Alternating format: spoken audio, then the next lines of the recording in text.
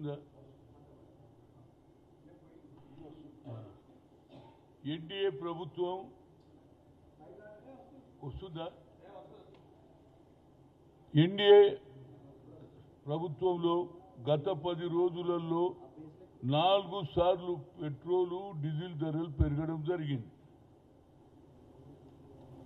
అంటే రోజు 4 రోజులలో వాళ్ళు పెంచింది ఏంటంటే పెట్రోల్ మొదలు ఎంత ఉంటే 107.43 రూపాయలు, 107 రూపాయల 43 పైసలు ఉండే.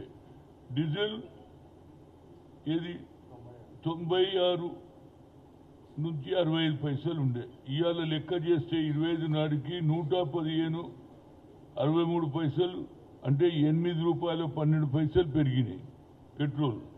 డీజిల్ చూస్తే 103.77, అంటే 7 రూపాయల 12 పైసలు. అంటే అటు పెట్రోల్ మీద 8 రూపాయలు 12 పైసలు, 7 రూపాయల 12 పైసలు. అంటే అసలు నరేంద్ర మోడీ సబ్కా సాత్ సబ్కా వికాస్ అంటున్నావు.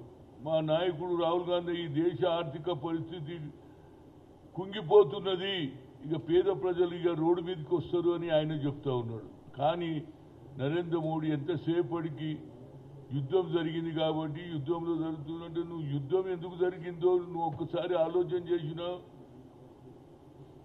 పాకిస్తాన్ వాళ్ళు మన దేశంలో కశ్మీర్లో అటాక్ చేసినప్పుడు ట్రంప్ ఏమన్నాడు, నేను యుద్ధాన్ని ఆపినా అన్నాడు. మరి అన్నప్పుడు నీ మిత్రపు నీ ఫ్రెండే కదా ట్రంప్ గారు. మోడీ గారు మీరు ఎందుకు ఆపలేదు అంటున్నా. అమెరికా ఇరాన్ ఏదైతే యుద్ధం జరుగుతుందో నువ్వు ఆపి నుండి పంచాయతీ లేదు కదా.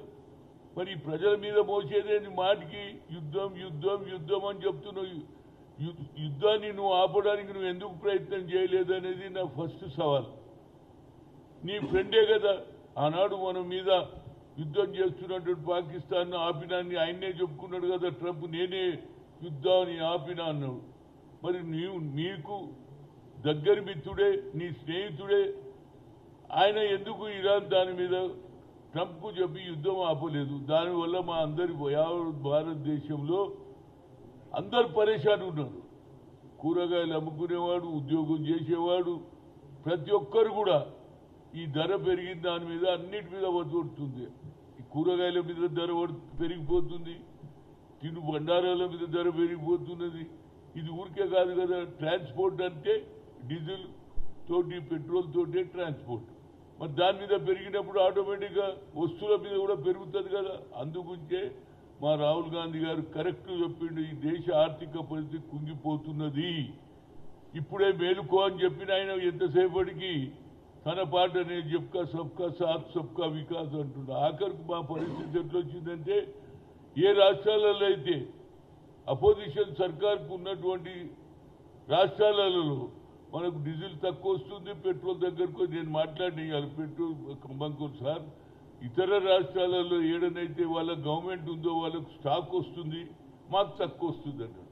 దాని గురించి మొన్న మా ముఖ్యమంత్రి గారు ఏం చేశారు, సివిల్ సప్లై వాళ్ళని అందరికీ పంపించినా లేదా, ఏది హెచ్పిసిఎల్ దగ్గర, ఇండియన్ ఆయిల్ కార్పొరేషన్ దగ్గర స్టాక్ ఉన్నదా లేదా చూడమని చెప్పాడు. ఎందుకంటే కావాలని ఇతర రాష్ట్రాలలో ఏదైతే అపోజిట్ సర్కార్లకు తక్కువ డీజిల్ తక్కువ పెట్టి నేను నిర్మల్ పోయి వస్తుంటే 4 పెట్రోల్ బంక్ల petrol no stock no stock no stock no stock అంటున్నారు.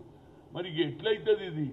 నరేంద్ర మోడీ ఇప్పటికన్నా నీ స్నేహితులకు కోట్ల రూపాయలు మన భారతదేశానికి ఉన్నటువంటి బడ్జెట్ వాళ్ళ దగ్గర ఉన్నది, వాళ్ళకి అన్ని విధాల సాయం చేసినావు. ఇతర దేశాలలో పోయి కోల్ ఇప్పిస్తావు, ఇతర దేశాలలో పోయి పెట్రోల్ ఏది పంపింగ్ చేయడానికి వాళ్ళందరికీ పనులు ఇప్పించినావు. కాబట్టి వాళ్ళతోడు పెట్టినా బాబు, ఈ పెంచిన ధర వాళ్ళతోటి పెట్టిస్తే మాకేదన్నా న్యాయం జరుగుతుంది. నువ్వు సబ్కా సాత్ సబ్కా వికాస్ అని స్లోగన్ బాగున్నది, ఇంకా గోడల మీద కూడా రాస్తున్నాయి స్లోగన్లు.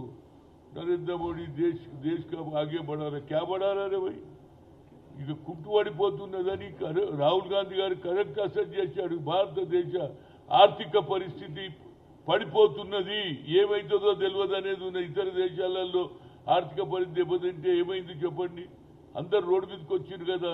కనుక నా ఉద్దేశంలో నరేంద్ర మోడీ ఇప్పటికన్నా నీ స్నేహితులైనటువంటి ముఖేష్ అంబానీని, అదానీ కోట్ల రూపాయలు లాభపడుతున్నారు. గతంలో ఏదన్నా దేశంలో అకాల పరిస్థితి వచ్చి తుఫాను వస్తే ప్రతి వ్యాపారస్తుడు కూడా పేద ప్రజలకు సాయం చేసినట్టే ఈ పెట్రోల్ డీజిల్ గ్యాస్ మీద ఆ డబ్బు వాళ్ళతో పెట్టిరా బాబు.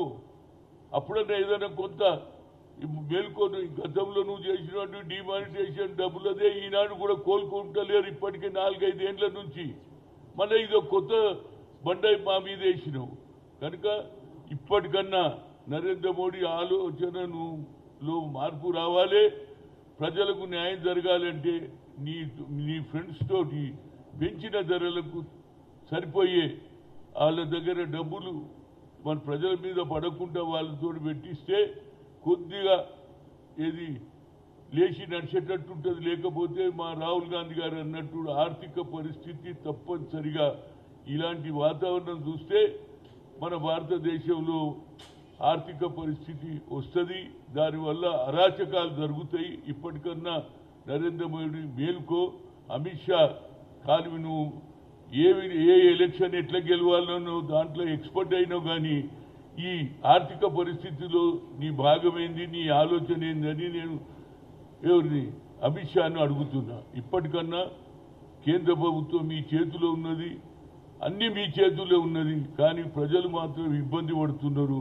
ఇప్పటికన్నా నీ స్నేహితులకు చెప్పి ఈ పెరిగిన ధరలకు దానికి వాళ్ళు కొద్దిగా ముందుకు వస్తే ఏమన్నా ప్రజలు బతకగలుగుతారు, పట్టగలుగుతారు. లేకపోతే రోడ్డు మీదకి వచ్చి అరాచకం జరిగే పరిస్థితి ఏర్పడుతుందని ఒక సీనియర్ నాయకుడిగా నేను నరేంద్ర మోడీని కోరుతున్నా.